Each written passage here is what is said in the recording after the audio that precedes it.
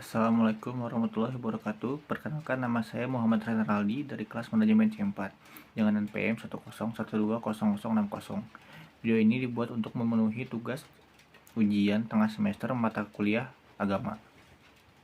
Kalam dalam istilah ilmu nahwu adalah sesuatu yang di dalamnya berkumpul 4 perkara, yakni lafaz atau ucapan, murokab atau tersusun, mufid atau memberi faidah, dan bil wadi'i atau dengan sebuah tujuan. Dalam kitab Jurumiyah, kalam adalah lafaz yang tersusun yang memberi faidah dengan menggunakan bahasa Arab. Kalamullah adalah dua unsur dari lafaz kalam dan Allah. Firman Allah dalam bentuk wahyu yang disampaikan kepada para nabi dan rasulnya melalui malaikat Jibril. Sejarah turunnya Al-Quran atau Nuzul Quran. Nuzul adalah kata jadian dari kata kerja nazala, yang berarti turun. Turunnya Al-Quran lebih sering digunakan istilah Nuzul Quran. Bahkan, terdapat peringatan Nuzul Quran sebagai bentuk penghormatan dan pengagungan terhadap Al-Quran. Kebanyakan masyarakat hanya sebatas mengetahui bahwa Al-Quran diturunkan pada bulan Ramadan. Namun, sebenarnya ada beberapa tahapan Al-Quran yang turun kepada Nabi Muhammad SAW, hingga kita dapat membaca untuk sekarang ini. Menurut Al-Zarqani dalam Manahil Al-Irfan, berpendapat bahwa proses turunnya Al-Quran terdiri atas 3 tahapan. Pertama, Al-Quran turun secara sekaligus dari Allah ke Lauh Al-Mahfuz, yaitu suatu tempat yang merupakan catatan tentang segala ketentuan dan kepastian Allah. Disebutkan dalam surat Al-Buruj ayat 21-22 yang berbunyi, Bilal ladzina kafaru fil takdib filahim mahfuz. Bahkan yang didustakan ialah Al-Quran yang mulia, yang tersimpan dalam Laul Mahfuz. Yang kedua adalah Al-Quran diturunkan dari Laul Mahfuz ke Bait Al-Izzah, atau tempat yang berada di langit dunia. Sebagaimana firman Allah dalam surat Al-Qadar ayat 1 yang berbunyi, Inna anzalnahu fi lailatul qadr. Sesungguhnya kami telah menurunkannya Al-Quran pada malam kemuliaan. Dan yang ketiga, Al-Quran diturunkan dari Bait Al-Izzah ke dalam hati Nabi dengan jalan berangsur-angsur sesuai dengan kebutuhan. Hal ini disyaratkan dalam Quran surah Asy-Syu'ara ayat 193-195 yang berbunyi,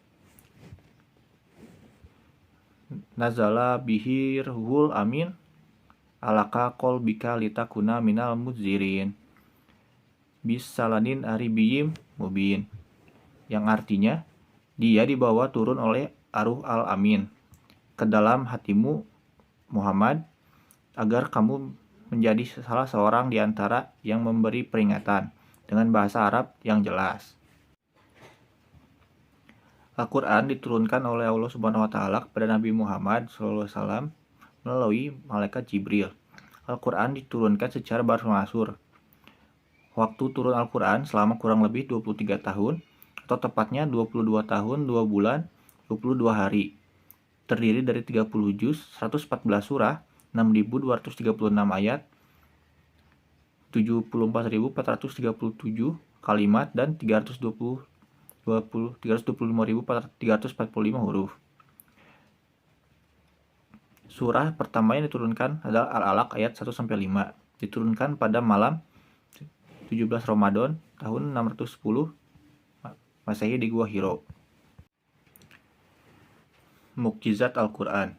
Secara bahasa, kata mukjizat atau ajaza, yujizu, ijaz, mujizun, lemah, lawan dari kudroh atau mampu.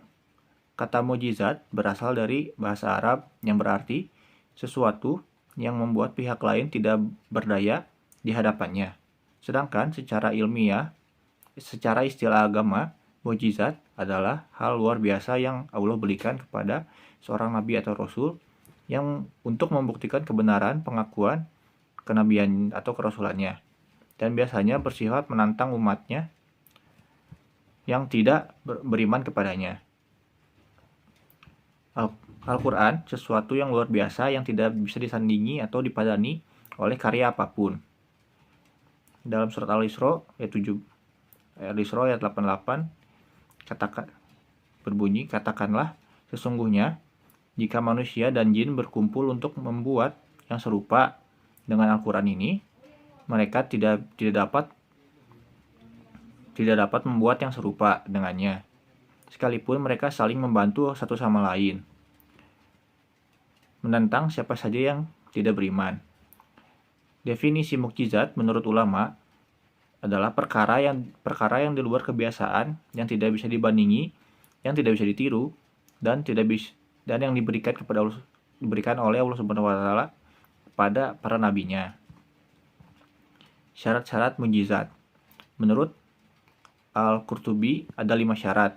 Yang pertama, sesuatu yang tidak bisa dilakukan selain oleh Allah Subhanahu wa taala. Contohnya, terbelahnya lautan, terbelahnya bulan, atau hal-hal yang tidak bisa dilakukan oleh manusia. Yang kedua, sesuatu yang di luar kebiasaan, yang tidak bisa dilakukan selain Allah. Contoh, terbitnya matahari di sebelah barat, datangnya siang setelah malam atau sebaliknya. Dan yang ketiga, disampaikan terkait dengan syariat atau dakwah seperti air dan minyak. Yang keempat, terjadi karena adanya penantang seperti Musailamah. Dan yang kelima, seorang yang tidak dapat mendatangkan terhadap orang yang menentang sebagai pembuktian. Unsur mukjizat.